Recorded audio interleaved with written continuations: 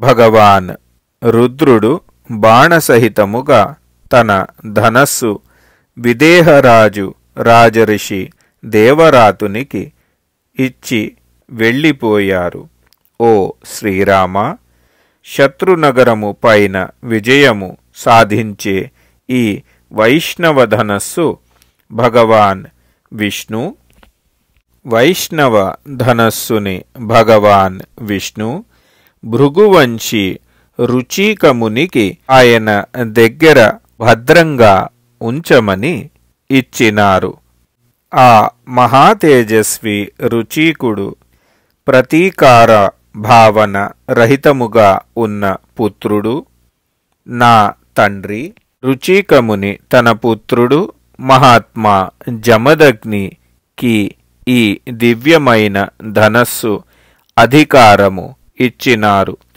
తపోబలము సంపన్నము అయిన నా తండ్రి జమదగ్ని అస్త శస్త్రములు పరిత్యాగము చేసి ధ్యానస్థముగా ఉన్నప్పుడు, నా తండ్రి జమదగ్ని ధ్యానములో ఉన్నప్పుడు ప్రాకృత బుద్ధి ఆశ్రయము తీసుకున్న కృతవీర్య కుమారుడు అర్జునుడు ఆయనని హతమార్చారు. నా తండ్రి అత్యంత భయంకరమైన వధము అయిన తరువాత ఆయనకి అది యోగ్యము కాదు. ఈ సమాచారము విన్న వెంటనే నేను రోషపూర్వకముగా అనేక మార్లు ఈ భూమి మీద ఉత్పన్నము అయిన క్షత్రియులు అందరినీ సంహారము చేసినాను. ఓ శ్రీరామ, ఈ విధముగా ఈ పృథివీ మీద అధికారము నేను ఒక యజ్ఞము చేసినాను.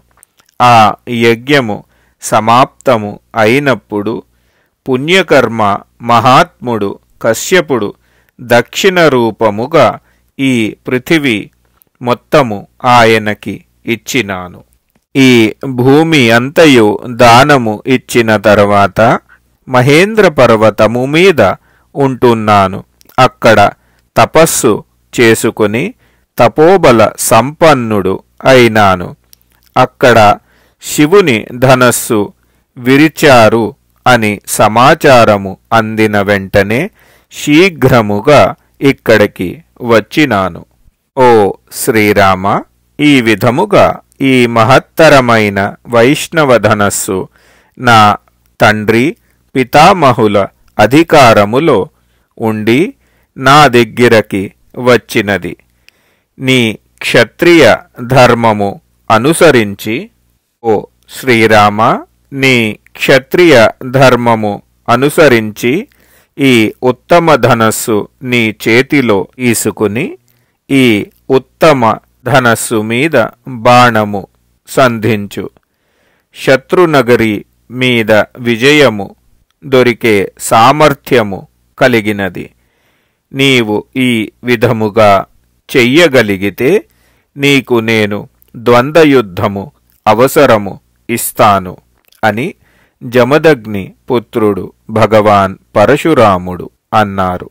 ఈ ఓం శ్రీ గురుభ్యో నమః. హరి ఓం.